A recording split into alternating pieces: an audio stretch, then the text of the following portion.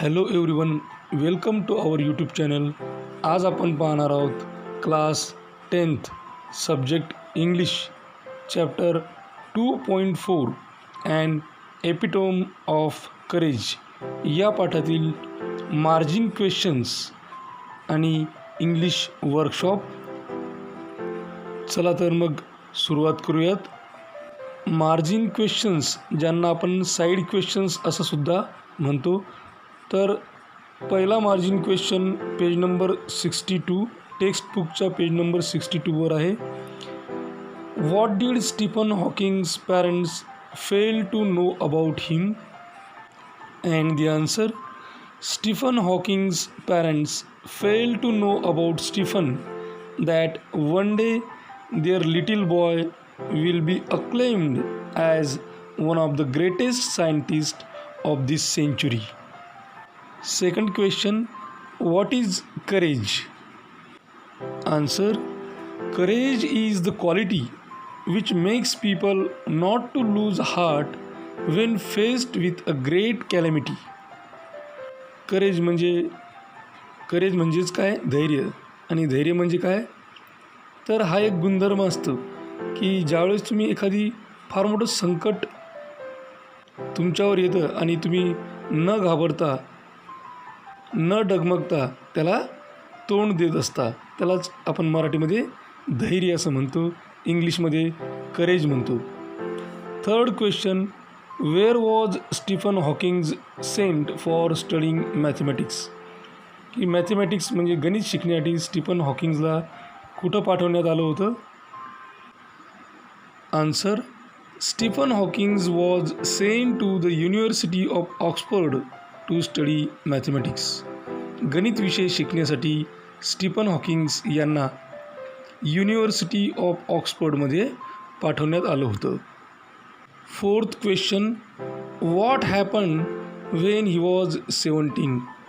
ज्यावेळेस ते 17 वर्षाचे होते त्यावेळेस काय घडलं होतं? When he was 17, Stephen noticed that he was becoming increasingly clumsy and fell down often without any reason. Fifth question, what did his family doctor diagnose? त्यांचे जे काही फॅमिली डॉक्टर होते त्यांना काय निदान झालं होतं? त्यांनी काय निदान लावलेलं होतं?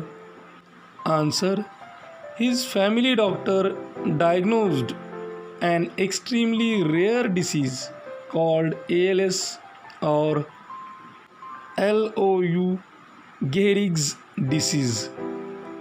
Sixth question on page number 63, what did he study about to get his PhD? त्यांनी त्यांची PhD मिळवण्यासाठी कशाचा अभ्यास केला? Answer, he studied about black holes to get his PhD. त्यांनी त्यांची PhD मिळवण्यासाठी ब्लॅक होल्स या विषयावर अभ्यास केला, संशोधन केलं. Seventh question, guess the meaning of. खालील शब्दांचे अर्थ सांगा किंवा अर्थ ओळखा. First word is profound. The meaning of profound is very great that you feel strongly. And second meaning, needing or showing a lot of knowledge or thought. Second word is awesome ideas. It means impressive ideas, very good ideas, excellent ideas. Eighth question, in spite of no control on his body, how did Hawking express his ideas? शरीरावर कोणत्याही प्रकारचा control नसताना सुद्धा Hawking कशा प्रकारे त्यांच्या ideas, त्यांच्या कल्पना व्यक्त करायचे? Answer, Hawking expressed his ideas on the computer by pressing keys with one finger. Ninth question on page number 64, what does the writer say about the books authored by doctor Hawking? Doctor Hawking यांनी लिहिलेल्या पुस्तकाबद्दल लेखक काय म्हणतात? Answer: the writer says that doctor Hawking's writing is full of wit and humor. His writing style is lucid. His language is so simple that even non-scientists can understand it easily. आता आपण वळूया English वर्कशॉपकडे. First activity, match the following. खाली दिलेल्या जोड्या जुळवा. Group A मध्ये आहे Galileo, second doctor Stephen Hawking, third black holes, fourth Stephen's favourite subjects. Group B A the concept which helped Stephen to get his PhD. B. Music and mathematics. C. The greatest scientist of this century. D. The greatest scientist 300 years before Hawking. आता आपण जोड्या जुळू. First is Galileo आणि त्याची जोडी जुळते column B मधील the greatest scientist 300 years before Hawking, की हॉकिंगच्या अगोदर 300 वर्षापूर्वी होऊन गेलेले महान असे सायंटिस्ट शास्त्रज्ञ Galileo. Second doctor Stephen Hawking आणि त्यांची जोडी जुळते कॉलम बी मधील the greatest scientist of this century, या शतकातील सर्वोत्कृष्ट शास्त्रज्ञ. थर्ड ब्लॅक होल्स आणि त्याची जोडी जुळते the concept which help Stephen to get his PhD, की स्टीफन हॉकिंग यांना त्यांची PhD मिळवण्यासाठी मदत म्हणून ठरलेली किंवा सहकार्य लाभलेली जी एक संकल्पना आहे, ती संकल्पना म्हणजेच काय तर black holes. Fourth Stephen's favourite subjects, Stephen यांचे आवडते विषय कोणकोणते होते तर ते होते music and mathematics. Second activity, complete the following web chart containing the qualities of doctor Stephen Hawking, की खाली एक वेब चार्ट दिलेला आहे आणि तो वेब चार्ट आपल्याला पूर्ण करायचा आहे. तर कशा संदर्भात आहे हा वेब चार्ट तर तो वेब चार्ट आहे qualities of doctor Stephen Hawking. Doctor Stephen Hawking यांच्या क्वालिटीज, त्यांची वैशिष्ट्य, त्यांचे गुणधर्म. तर एक आपल्याला दिलेलं आहे करेजियस, म्हणजे ते धैर्यवान होते. देन इंटेलिजंट, बुद्धिवादी होते, हुशार होते. ऑप्टिमिस्टिक, आशावादी होते. अनडॉन्टेड, ग्रेट ऑथर, हंबल, ह्या त्यांच्या काही क्वालिटीज होत्या. Third activity, arrange the following statements according to the occurrence in the life history of doctor Stephen Hawking, की डॉक्टर स्टीफन हॉकिंग यांच्या जीवनपटामध्ये, त्यांच्या जीवनामध्ये जी काही घटनाक्रम त्यांचे घडलेले आहेत तर खाली काही विधानं दिलेली आहेत. ती विधानं त्यांच्या घडलेल्या घटनाक्रमानुसार आपल्याला मांडायची आहेत. तर ही विधानं जम्बल्ड ऑर्डरमध्ये देण्यात आलेली आहेत, म्हणजे मागं पुढं देण्यात आलेली आहेत. त्याच्यामुळं सर्वात प्रथम आपण दिलेली विधानं वाचून घेऊयात. A. At the age of 17, Stephen notice that he fell down a couple of times for no reason. B. He became a fellow of the Royal Society and a member of US National Academy of Science. C. He believes that in the next millennium, science will discover the core secrets of the universe. D. Stephen was born on 8th January 1942 and then grew up like an average child and a normal teenager. E. The disease worked its way into Stephen's body and left him disabled. F. Stephen decided to continue his doctoral research work with renewed vigor. G. Stephen was diagnosed with a rare disease ALS or LOU.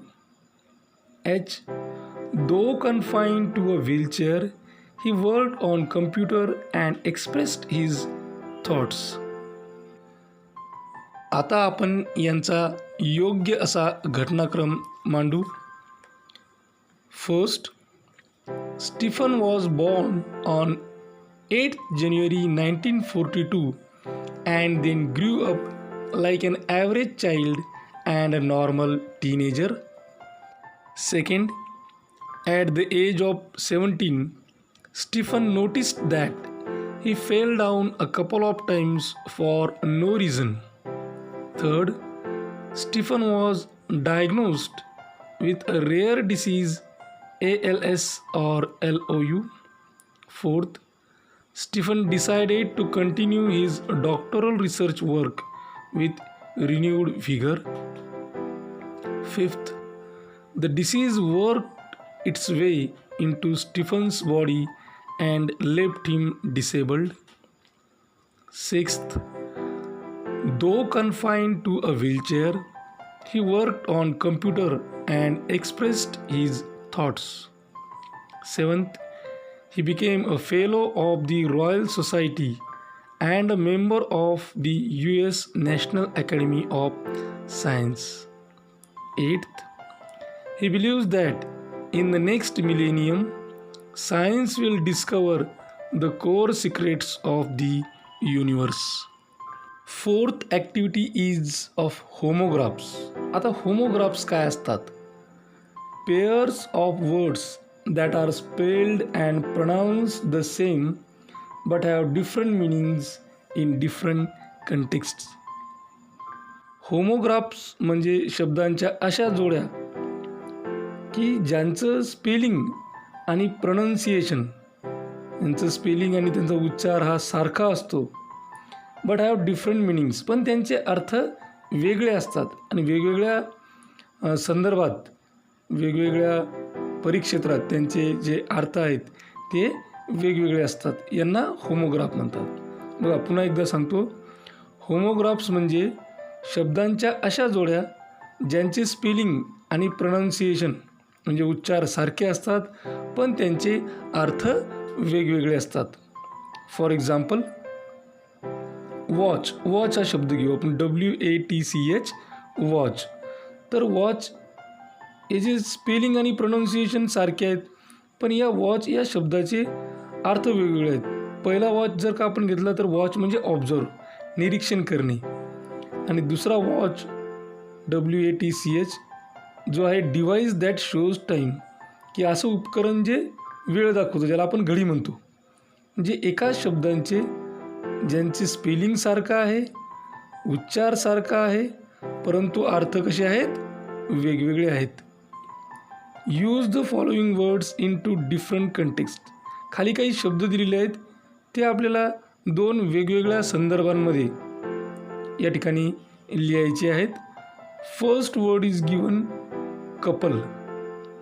बघा कपलचं spelling COUPLE. आता couple हे spelling आणि हेच pronunciation असणाऱ्या एका शब्दाचे दोन अर्थ आपल्याला सांगायचे आहेत आणि त्यांचा वाक्यात उपयोगसुद्धा करायचा आहे. तर बघा पहिलं जे कपल आहे त्याचा आपण वाक्यात उपयोग करू म्हणजे त्याचा अर्थ काय होतो ते तुम्हाला कळून जाते.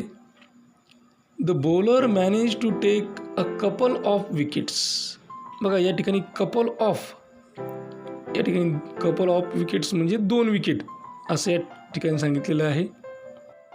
दुसरं वाक्य बघा, the elderly couple was taking a walk in the park. या ठिकाणी कपल म्हणजेच काय तर जोडी. या वाक्यामध्ये नवरा बायकोची जोडी कपल. वर्ड बी आहे mind, MIND. There were many thoughts in his mind before he left his house. या वाक्यामध्ये माइंड म्हणजे मन,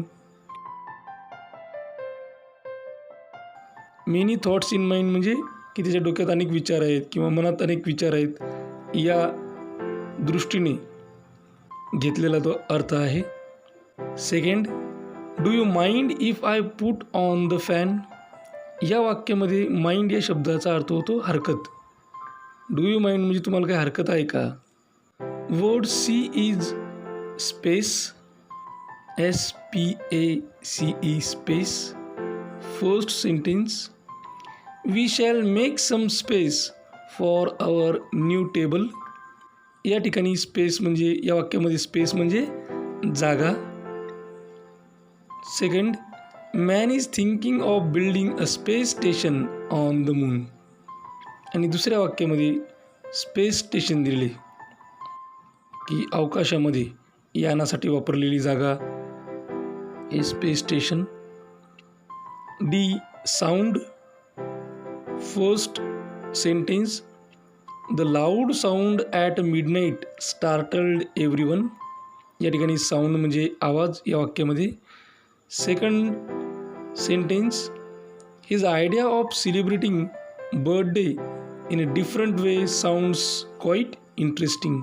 आता या ठिकाणी साऊंड्स क्वाईट इंटरेस्टिंग म्हणजे इंटरेस्टिंग वाटलं, वाटणे या अर्थानं देण्यात आलेला हा शब्द sound. E, left. Sentence, go straight and then turn left to reach the station. या ठिकाणी लेफ्ट म्हणजेच काय, डावा. Second sentence, as soon as he completed his PhD he left for USA. आणि दुसऱ्या वाक्यामध्ये लेफ्टमध्ये तिथून निघून जाणे. तर असे हे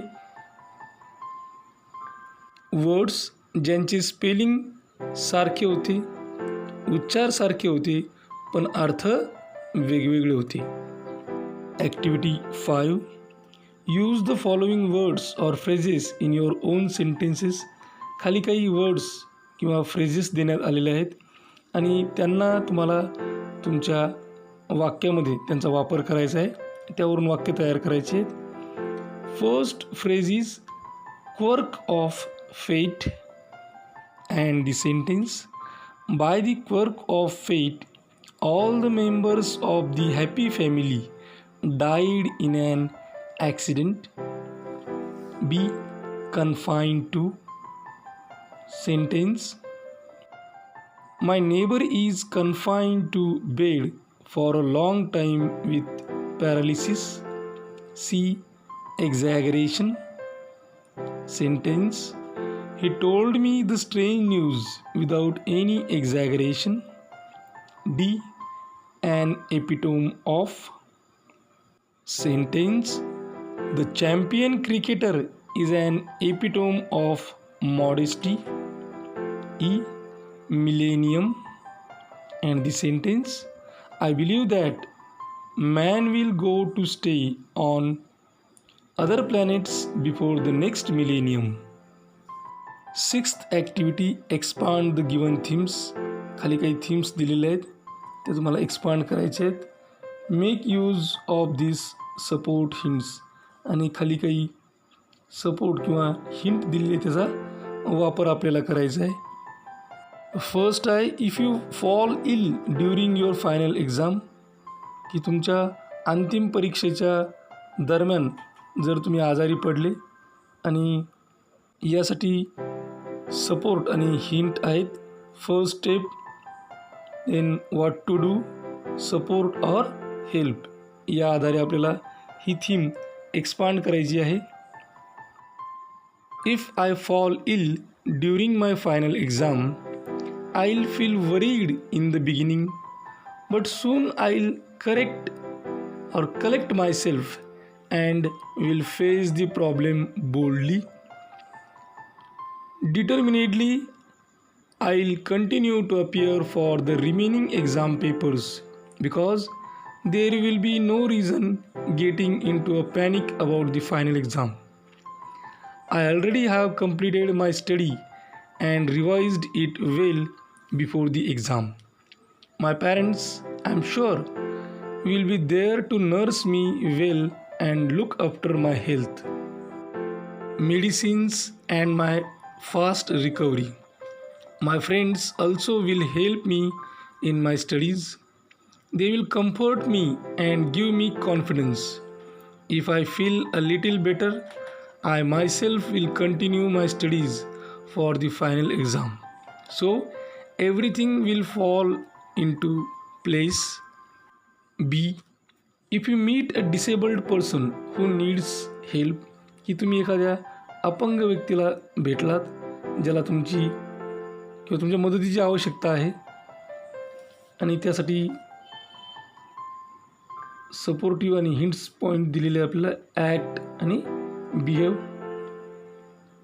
कॉन्टॅक्ट हुम या पॉईंट्सच्या आधारे आपण थीम एक्सपांड करू. If I meet a disabled person who needs help, I will treat him kindly. I shall sympathetically inquire about his difficulties and his requirements.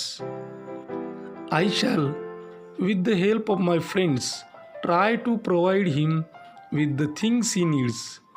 If his needs are beyond our reach, we shall contact the persons or the organizations who could support him and fulfill his needs and requirements.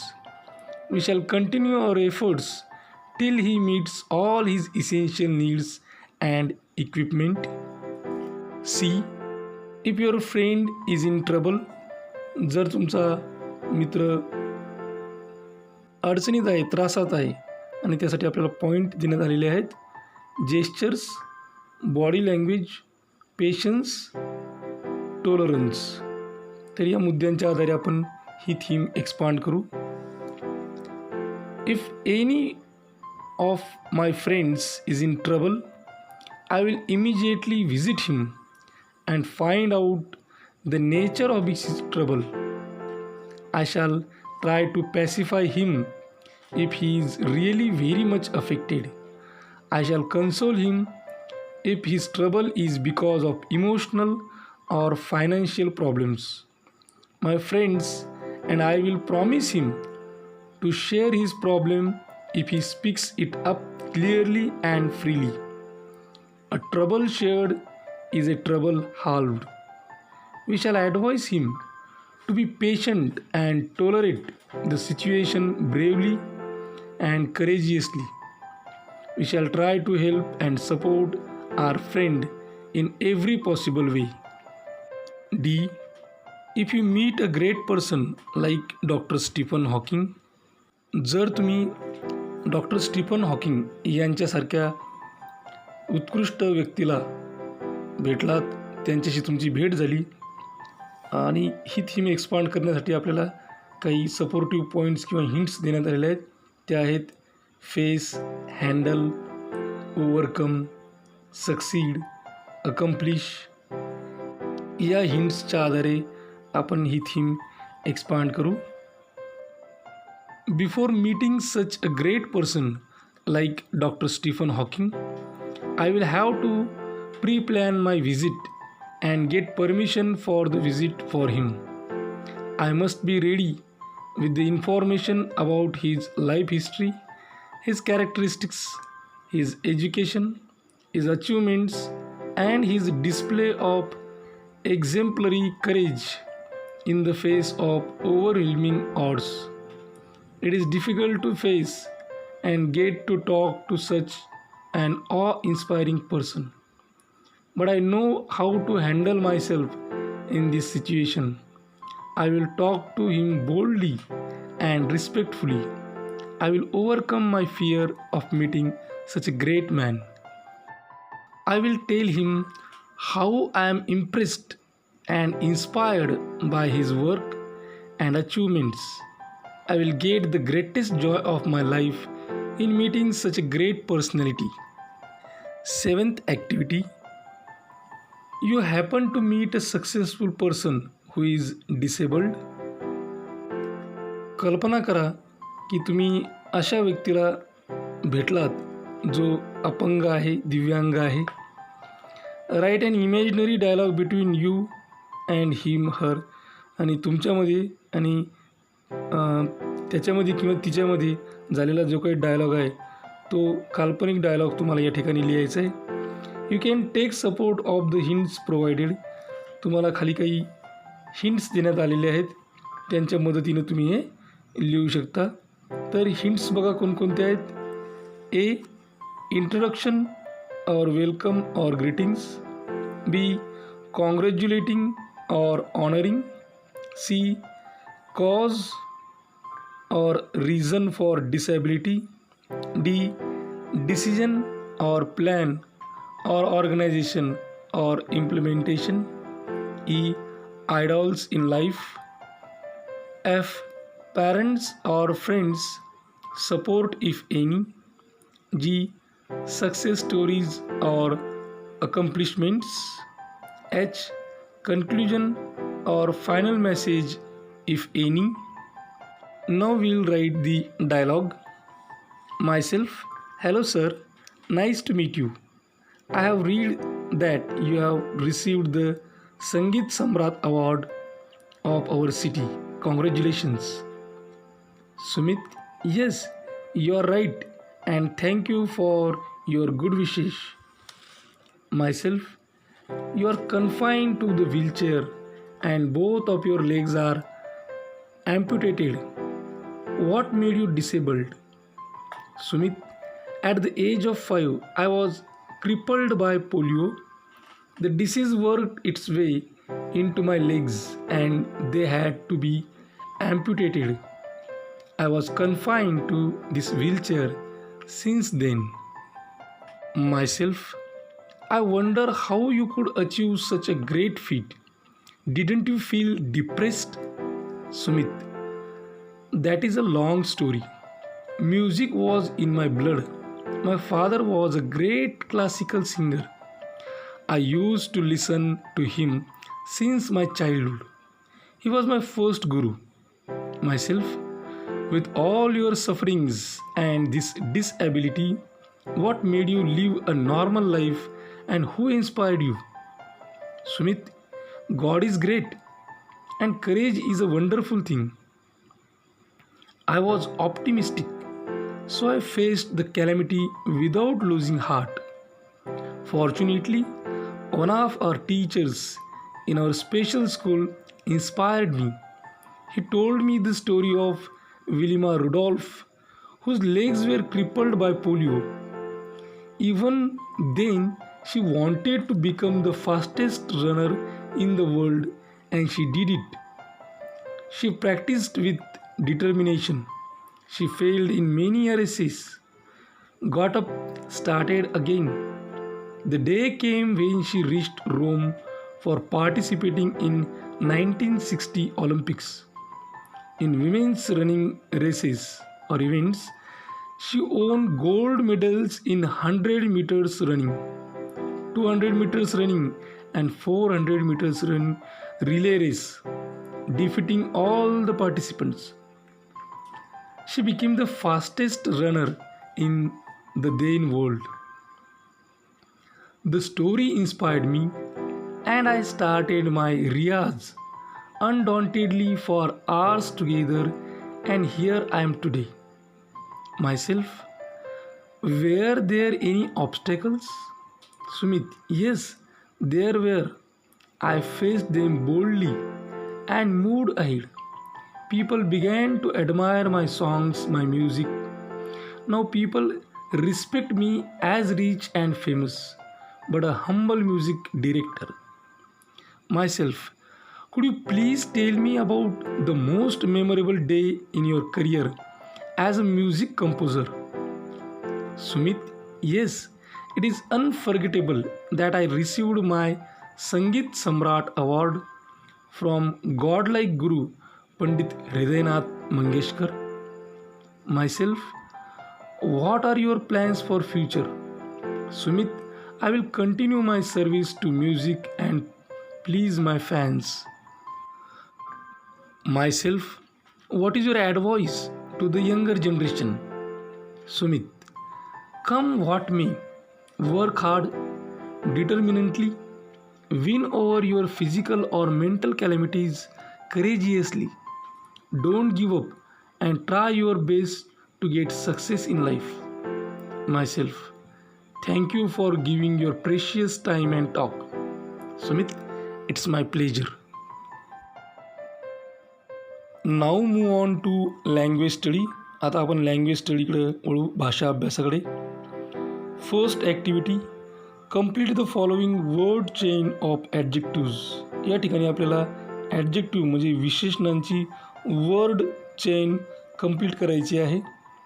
बघा, word chain म्हणजे काय, तर पहिला शब्द लिहिल्यानंतर पहिल्या शब्दाचं शेवटचं जे लेटर आहे, जे अक्षर आहे, त्या अक्षरापासून तुम्हाला दुसरा ॲडजेक्टिव्ह तयार करावं लागेल. दुसऱ्या ॲडजेक्टिव्हच्या जे शेवटचं अक्षर आहे त्यापासून तुम्हाला तिसरं ॲडजेक्टिव्ह तयार करावं लागेल. याला म्हणायचं वर्ड चेन ऑफ ॲडजेक्टिव्ज. तर पहिला जो शब्द आहे तो आहे क्रुएल. क्रुएलच्या शेवटी एल शब्द आला तर एलवरून आपल्याला एक ॲडजेक्टिव्ह लिहायचे, ते आपण लिहू लेझी.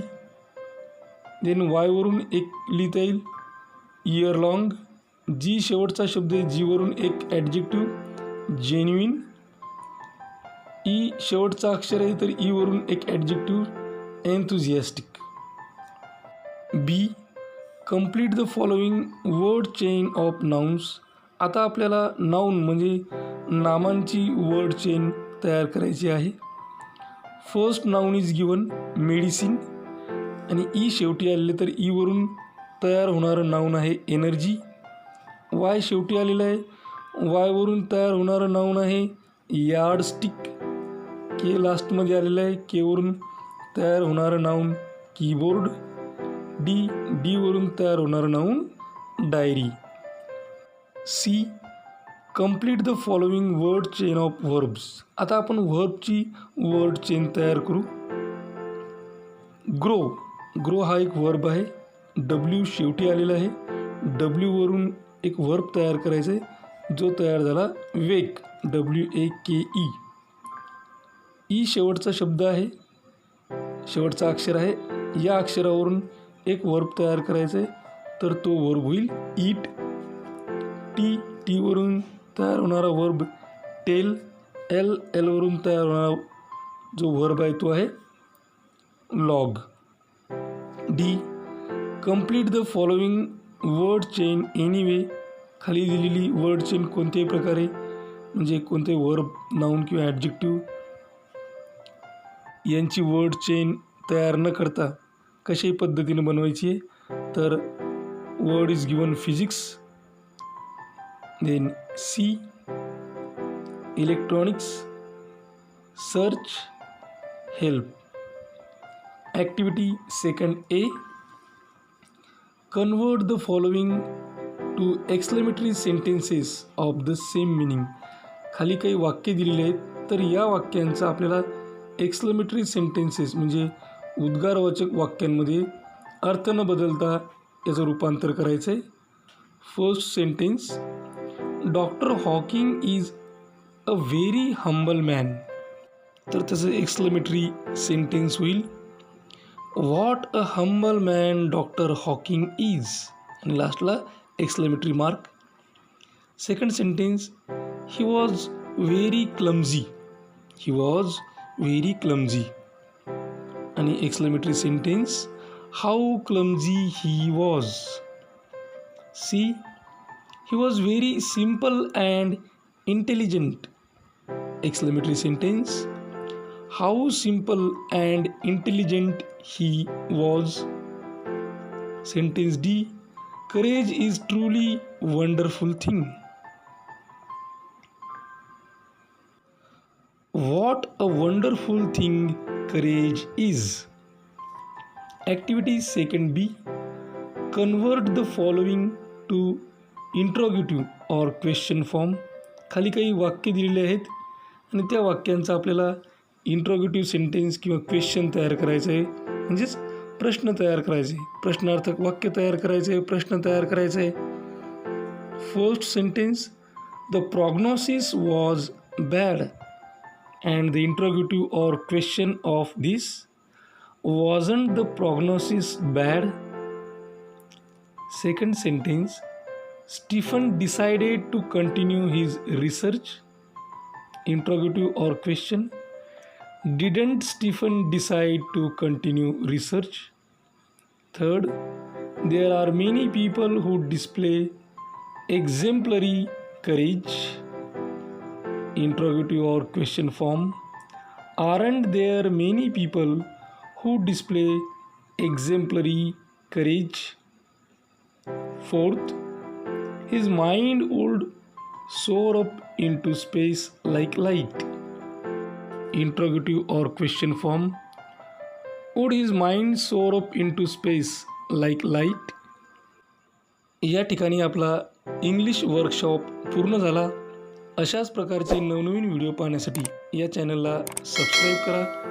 आमच्या चॅनलचे सर्वच व्हिडिओज ताबडतोब तुमच्यापर्यंत पोहोचण्यासाठी बेल आयकॉन बटनला क्लिक करा. हा व्हिडिओ तुम्हाला आवडला असेल तर लाईक करा.